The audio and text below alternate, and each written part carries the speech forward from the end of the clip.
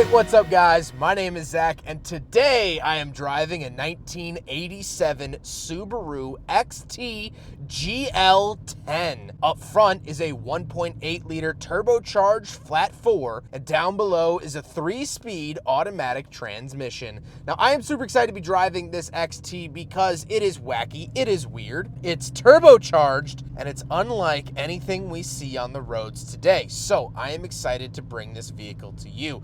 But if you would like to share your strange vehicle or even your regular vehicle with me, you can head on over to my website, zackpradel.com/submit. It's a quick and easy submission form, and you will get a video of your car, just like the one you're watching now of the Subaru XT. But let's get back to that 1.8 liter turbocharged flat 4 under the hood. Well, it produces 112 horsepower, which isn't anything crazy, especially by turbocharged modern standards. But back in the day, 112 was a decent amount. That's what the Mazda RX-7 was about making. There was a naturally aspirated version that was just the 1.8 liter flat 4 that came in this vehicle as well, but this is the top trim. The GL-10 got all of the bells and whistles, and that turbo engine is one of them. Like I said, paired to it, automatic transmission. It's from the 80s. It's doing its ever-loving best, but it's not a fantastic transmission. It definitely restricts the vehicle a little bit, and you could find these in manual, and that would be my preference. Last but not least,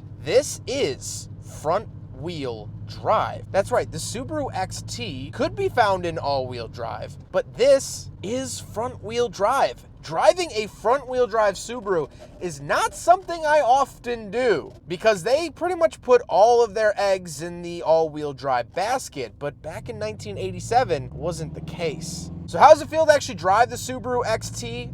It has a charming little try about it. It feels like it wants to go fast. It really wants you to go fast. But at the end of the day, it just really can't. I think that transmission is hurting it a lot.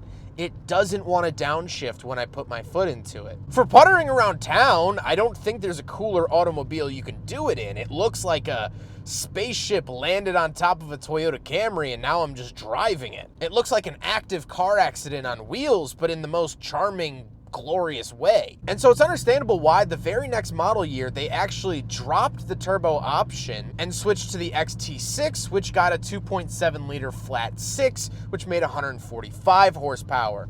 Americans, we wanted that bump in power and we got it, although it didn't solve all the issues. One major issue this car does have is head gasket problems, and if you're a Subaru owner, you know that sentence very well. Even back in the 80s, Subarus were blowing head gaskets left and right, and this car was one of them. So reliability isn't amazing when it comes to the Turbo XT. With that stuff out of the way, let's talk about the interior. Well, in front of me, I would have a digital gauge cluster, but it does not power up anymore. So here are some shots of a fully operational gauge cluster, of which this car has, and it is glorious. I have outside temperature off to the left. I have my tachometer in the center. It's really, really a fantastically cool 80s setup, but this particular one is broken. With that, however, the reason I bring that up, the odometer doesn't move when the gauge cluster doesn't work. So if you're looking to buy one and it has a broken gauge cluster, be weary of that mileage. It might be showing a little bit less or a lot a bit less than the actual mileage of the vehicle. Just a word to the wise. Off to the left, I do have my headlight options as well as rear defrost and cruise. And off to the right, I have my climate control options. Very, very strange that Subaru attached these to the steering column, but that's what they did. The steering wheel is odd in its own right. It's an asymmetrical steering wheel with the center quote-unquote support off to the left. It has a support off to the right, nothing around the upper left. It's a whole mishmash of weirdness, and I do have some cruise control options on it. Off to the left, I have two climate control vents, one attached to the gauges, one attached to the dash. And then I have my pull steering wheel lift. So when I pull this out, I can actually move not only the steering wheel and steering column, but also the gauge cluster moves all as one unit up and down on this axis. Really, really interesting. Moving down the door, I have my power windows, which are tucked off to the right. Very hard to notice. Normally there's a sticker for it, but that has since rubbed off. And then we have the latch to get in and out and our power mirrors. And moving into the center, we have 2 climate control vents. They are massive and hard to not notice. But then we have our little trip center. So this will show us our average MPG, our arrival, our range, alarm, and clock. Tons of really cool 80s options in here that you can mess around with. Then we do have the audio situation, I'll call it. I do have an auto reversing tape deck, as well as I have balance and fade, and this looks very, very early 80s. There's not all the crazy equalizers that came in the XT6 just a year later. You could balance and fade it, and that's pretty much it. Then we do have the ashtray and cigarette lighter, and then moving on to the shifter. The shifter is a sort of Top Gun style shifter, and I like it. Chunky button on top does the job. Then moving down to the handbrake, we do have the handbrake off to the right. Cool. All right. And then we have the rest of the climate control. So temperature and fan speed is actually found right underneath the shifter. Very odd that Subaru broke it up in between 2 different locations, but that's what they did. Then we do have some dead switches, annoyingly enough, and then we do have a little center console, meaning we don't have any cup holders here in the Subaru XT, so unfortunately, by default, it fails the big friggin' bottle test.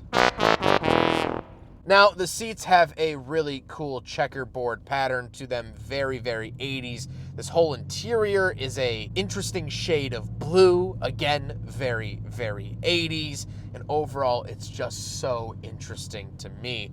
However, speaking of seats, we do have back seats. So let's go do a back seat review. Not a graceful landing, but we are in the back of the XT, and a couple of things to note. First of all, that checkered pattern that I love so much on the front seats does carry on back here, which I think is a nice little touch. I also get to enjoy the sunroof. So this does have a pop-out sunroof. You can fold it up like that, and then you can actually fully remove it if you want as well. It is raining today, so I will not be enjoying that. Short people, kids, gonna sit back here fine, but me, no. I can't ride back here. I'm 5'11", I'm not a small guy, and this is not very nice to me. However, let's hop out. We'll take a quick look at the trunk and cargo space, and then we'll talk about the looks. All right, around the back of the Subaru XT, little key slot here. Pop it up. Ooh, it almost did it a little bit for me. And once we are back here, nothing really crazy to write home about, but plenty of space in the back of the XT because it doesn't have big back seats. You can actually utilize that for the trunk area, which is very, very nice to see. If you've ever wondered what the trunk of an XT looks like, wonder no more. Now we got to talk about the looks, and I love the way that the Subaru XT looks. It doesn't look like anything on the road, like I mentioned at the top of the video, why I was so intrigued to film it. Of course, it does have pop-up headlights, which are God's gift to human eyes, and I love it. I really, really love the way this thing looks.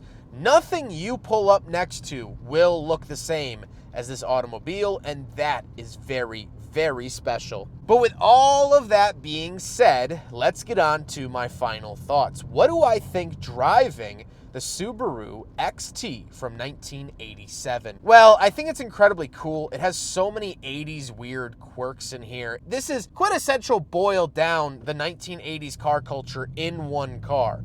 If it had power seatbelts like the next year XT6, this would be the perfect 80s automobile. And I think that that's incredibly cool. But let's talk about the elephant in the room.